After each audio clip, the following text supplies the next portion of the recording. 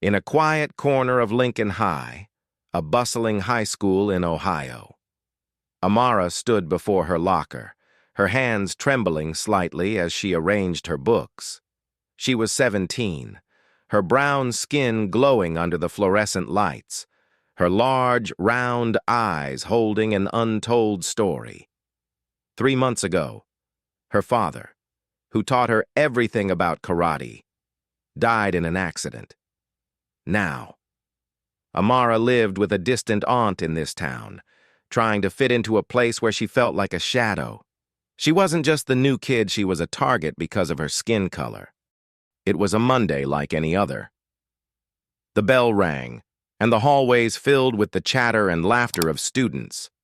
Amara kept her head down, avoiding the stares from cliques gathered in clusters. She organized her textbooks, clinging to a faint hope maybe today would be different. Maybe she'd find a friend. But reality quickly crushed that spark. "Hey, look. The black girl's all alone again," a voice called from behind. Amara clenched her fists but didn't turn around. She recognized the voice, Dylan, a tall, blond guy who ruled the class with his posse. He was the center of attention, a bully who flexed his power by picking on people like Amara. "You don't belong here. Why don't you go back where you came from?" Dylan sneered, his tone dripping with mockery. His friends burst into laughter, as if it were a clever joke. Amara didn't respond. She'd learned that silence was her only way to survive here. But inside, a storm was brewing. Her hands shook, not from fear, but because she was holding back a power no one in this school could imagine. Amara was a black belt karate expert, trained by her father since she was a child. One strike, and she could knock Dylan flat. But she didn't. She'd promised her father, "Your strength isn't for hurting others. Amara, karate is for protection.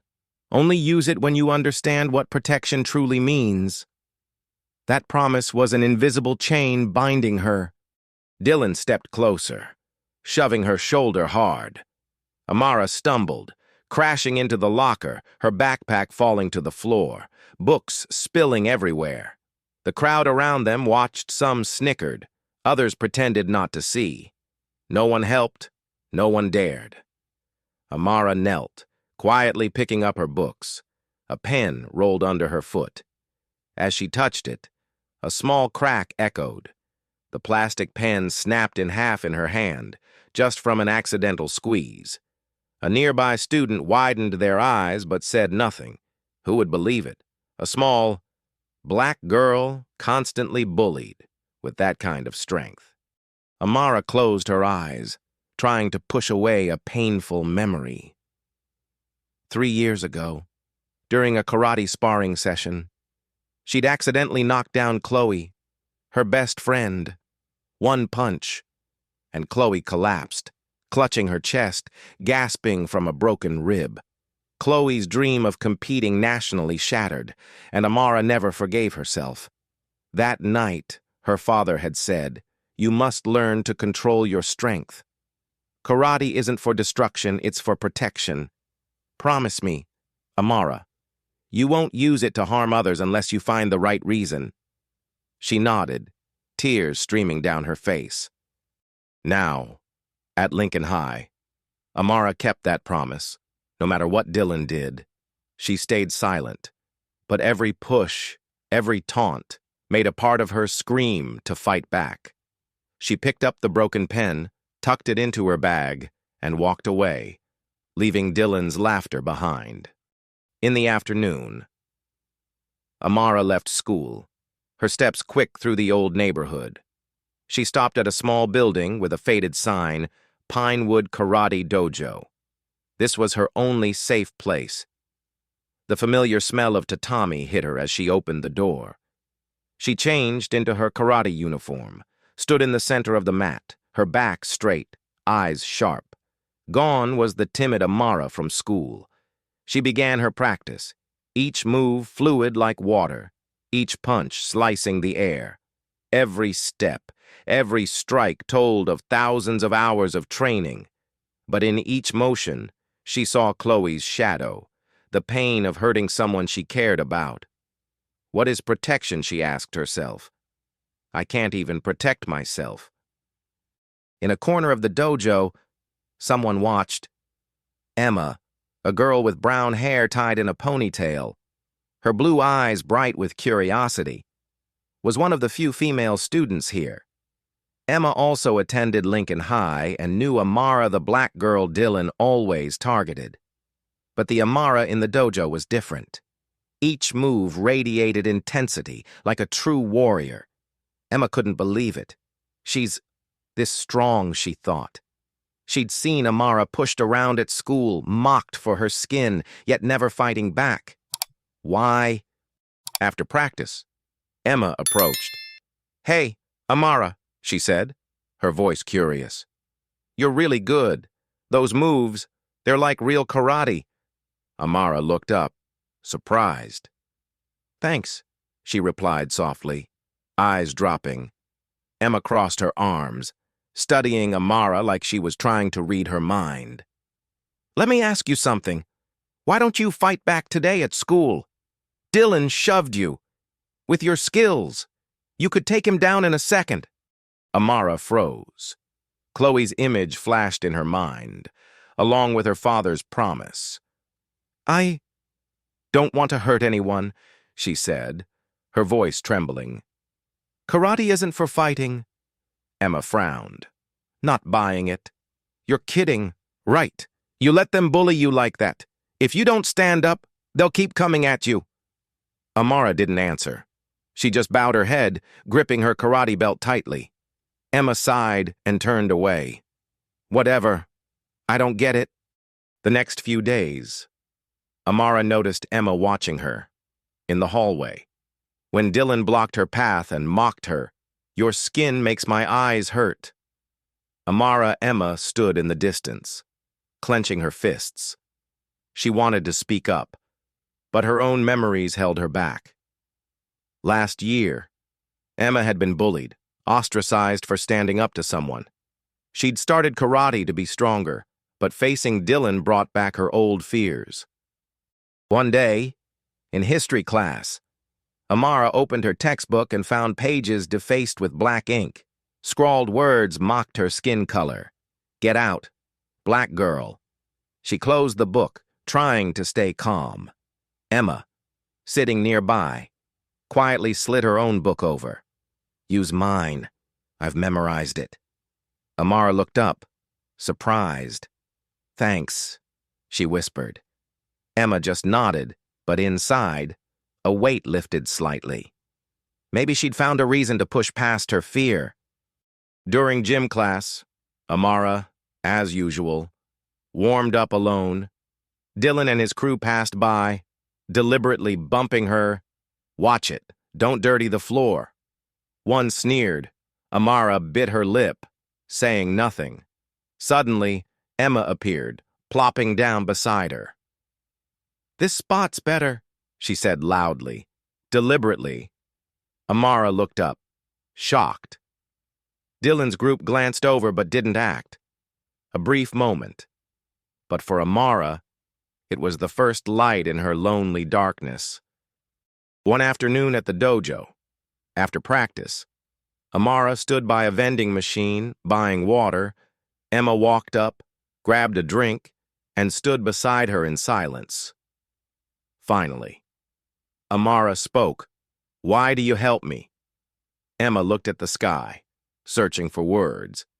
I couldn't stand watching you get treated like that, she said. You remind me of myself. I was bullied too, powerless. I started karate to be stronger, but I'm still scared. Even talking to you took courage. Amara fell silent. Emma continued. But you're different. I thought you were weak like me. Then I saw you in the dojo. You're not weak, you're strong. But you choose not to fight. I admire that. Amara felt warmth spread through her chest. For the first time, she didn't feel alone.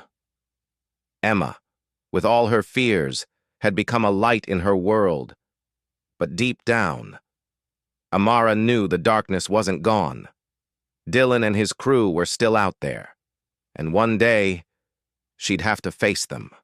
Amara stepped out of the dojo, the sunset casting a red glow over the quiet street. Emma's words echoed in her mind. "You're strong, but you choose not to fight. I admire that." For the first time, Amara felt a spark of hope flicker in her chest. She wasn't alone anymore. But as she walked through the neighborhood, a mocking laugh from a street corner stopped her cold. Dylan and his crew leaned against a graffiti-covered wall outside an old shop. "Look, the black girl's out here alone," Dylan taunted, his voice dripping with malice. "Think your new friend's gonna save you now?" Amara clenched her fists but turned away, quickening her pace. Dylan's laughter chased her like a shadow.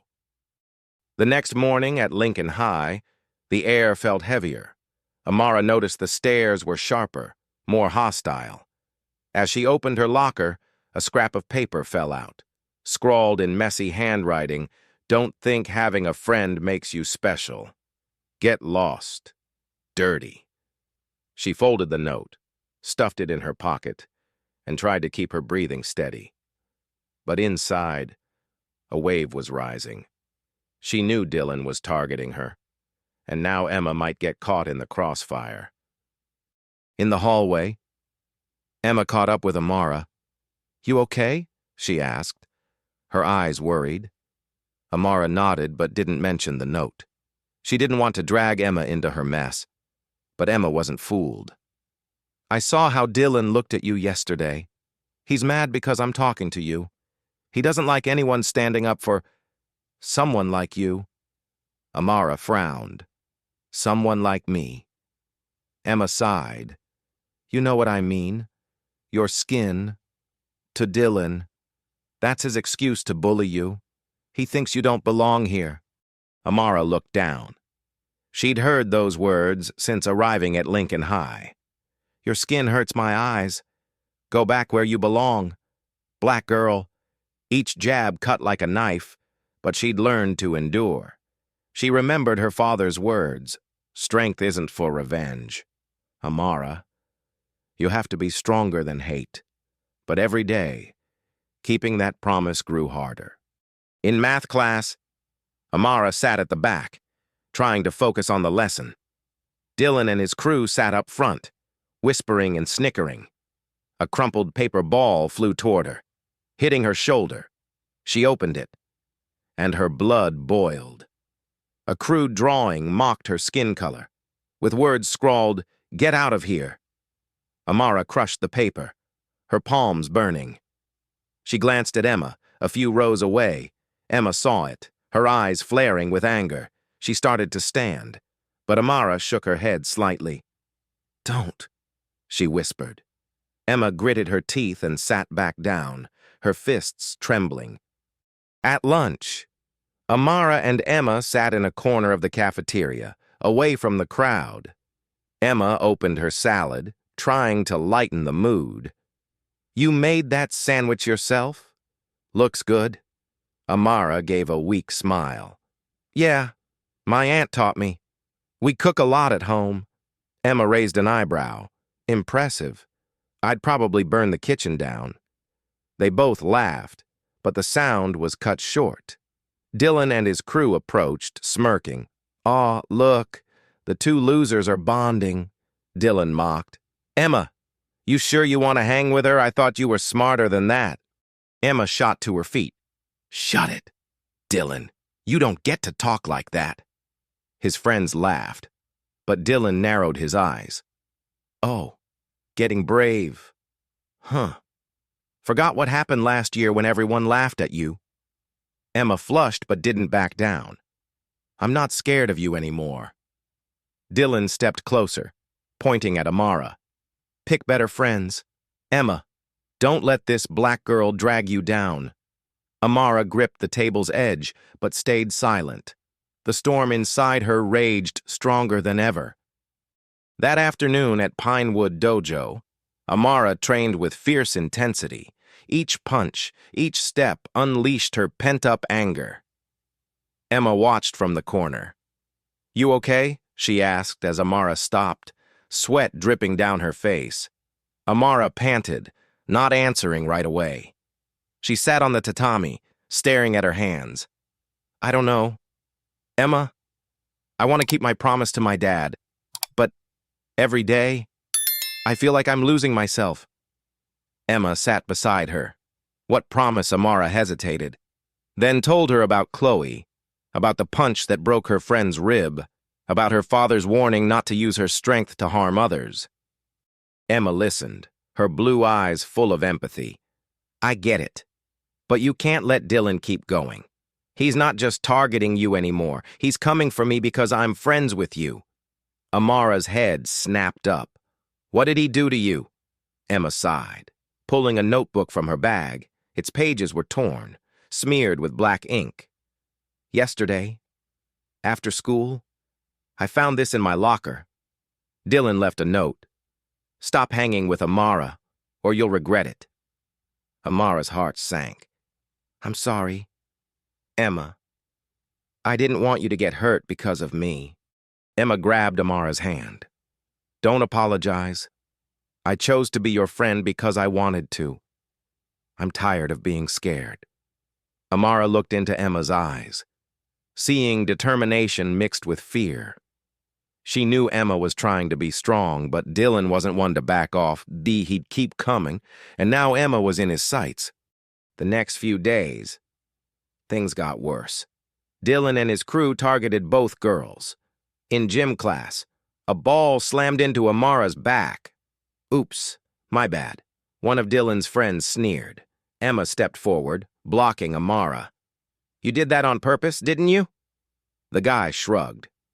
"So what? Gonna cry about it?" Emma opened her mouth, but Amara pulled her back. "Don't, Emma, it's not worth it." But Emma's eyes burned. "You keep letting them walk all over you. I can't stand it anymore." After school, Amara found Emma sitting alone on a bench in the courtyard. Her eyes were red, her hands clutching torn notebook pages. "He did it again?" Amara asked, her voice shaking. Emma nodded. "Today, he stuffed this in my bag. There was a note. 'Think you can protect her? You're just a loser.'" Amara knelt, picking up a scrap. The words mocked Emma, calling her a traitor for befriending a black girl like Amara. Her blood surged. "I'm sorry, Emma. This is because of me." Emma gripped Amara's hand, her voice breaking. "Stop it. I'm not sorry for being your friend. I'm tired.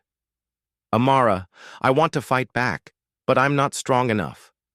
Amara looked into Emma's eyes, seeing the same pain she knew too well. She thought of Chloe, of her own helplessness when she hurt someone she loved. But now, another friend was crying in front of her. Her father's words echoed, "Karate is for protection. Amara." She took a deep breath, a fire igniting within. "Emma, I won't let you go through this anymore." The next morning, Amara walked into school with a different air. She was still quiet, but her eyes no longer avoided others. In the hallway, Dylan blocked her path as usual. "What? Black girl feeling bold today," he mocked, shoving her shoulder. Amara stood firm, staring him down. "Leave Emma alone," she said, her voice low but sharp. Dylan blinked, then laughed. "Oh, you're talking now. Let's see what you've got." He raised his hand to shove her again, but Amara sidestepped, making him stumble. His friends laughed, thinking it was an accident. But Amara knew she was ready to break her promise. At lunch, Amara looked for Emma in the cafeteria, but she wasn't there. Worried, she ran to the courtyard where Emma often sat. She found her, but not alone. Dylan and two of his friends stood over her, sneering. "Think you're smart, hanging with her," Dylan taunted, snatching Emma's notebook and tearing it apart. Emma tried to grab it back, but one of the guys pushed her down.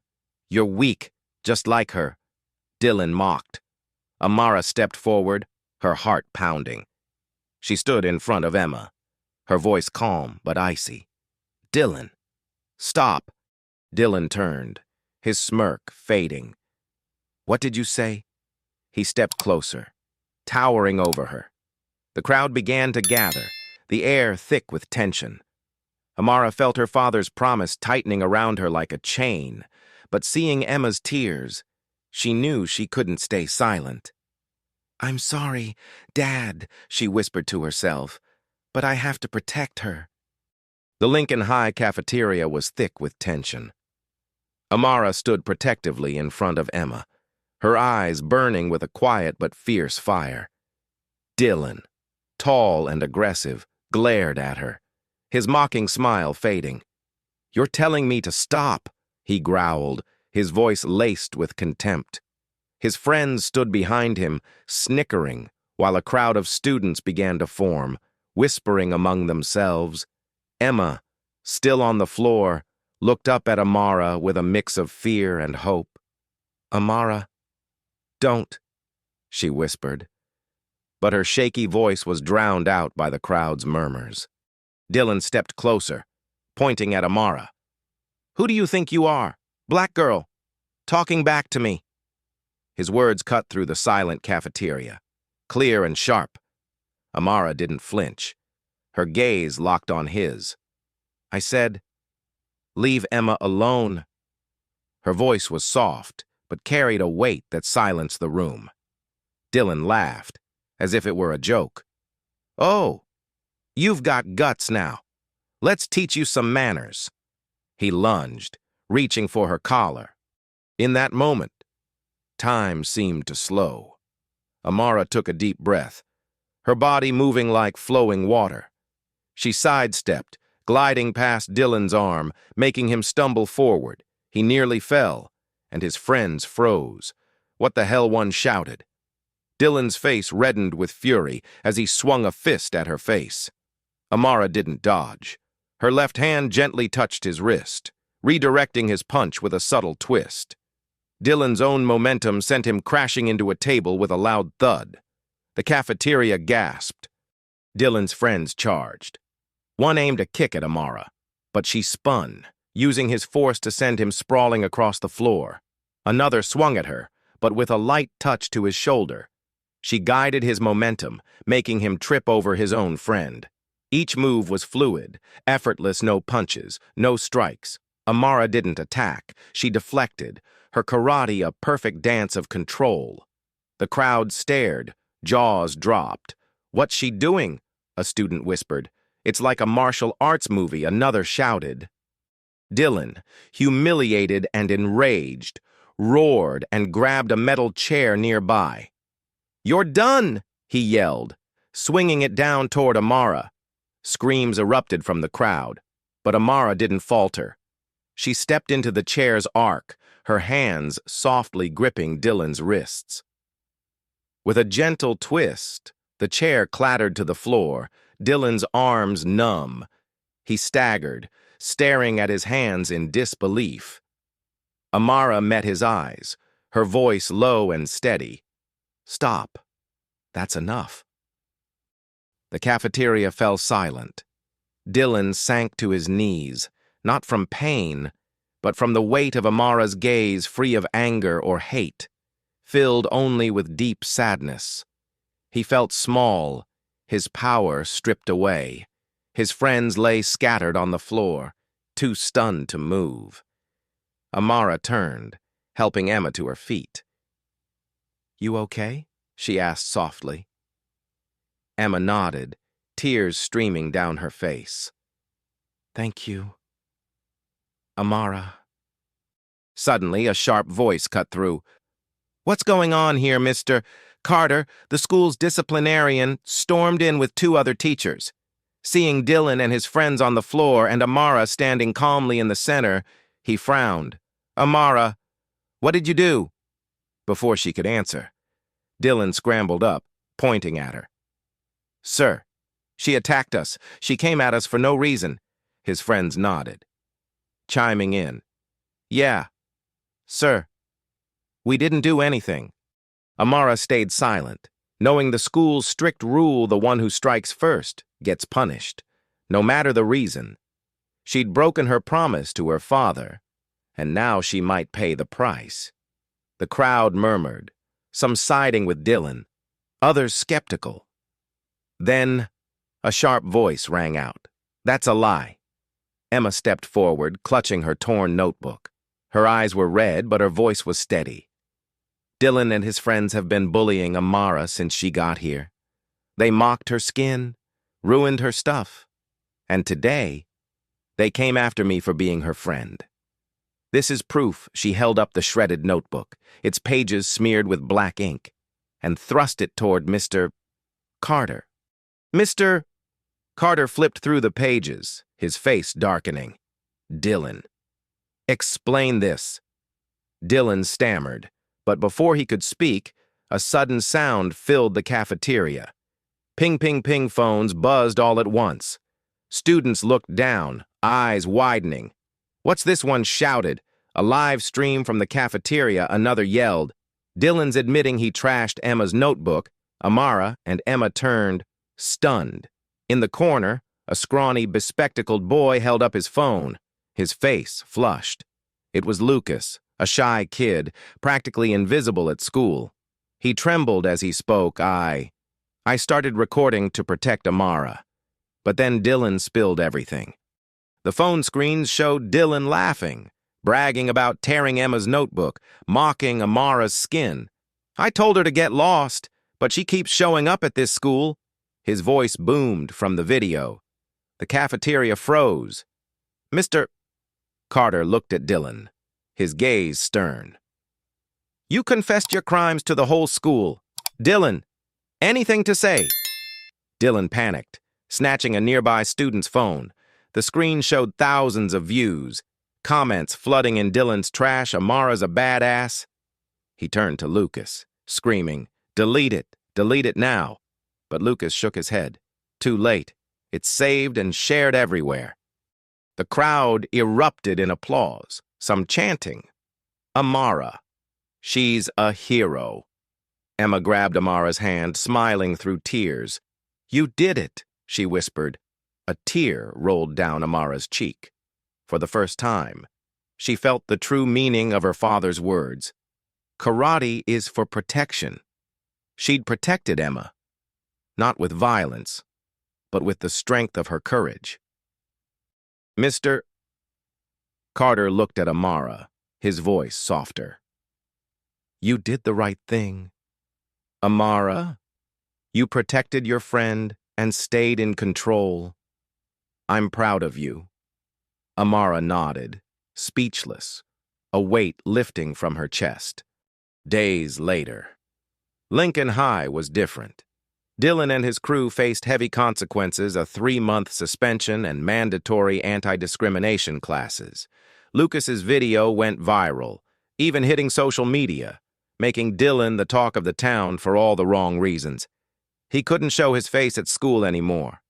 Amara, once isolated, was now approached by others. A shy girl came up. Amara, I'm sorry I didn't help you before. You were amazing. Amara smiled, feeling less out of place for the first time. Every afternoon, Amara and Emma went to Pinewood Dojo. Under the sunset's glow, they stood on the tatami, facing each other. Hey, Amara, Emma said, tying her belt. I'm sorry I made you break your promise to your dad. Amara shook her head, her eyes gentle. I didn't break it. My dad said karate is for protection, and I finally understood what that means. It's not about enduring. It's about standing up for the people who matter. Emma grinned. So, ready for a match. No holding back this time. Amara laughed, stepping into stance. Bring it on. Their spirited shouts echoed, blending with the sunset. On the tatami, their shadows crossed, strong and free. Amara was no longer alone. She'd found her true strength not just in her fists, but in friendship and courage. Thank you for following this story. Where are you watching from? Let us know in the comments below. If you'd like more inspiring stories about justice and resilience, don't forget to subscribe to our channel. We'll be back tomorrow with another must-see story you won't want to miss.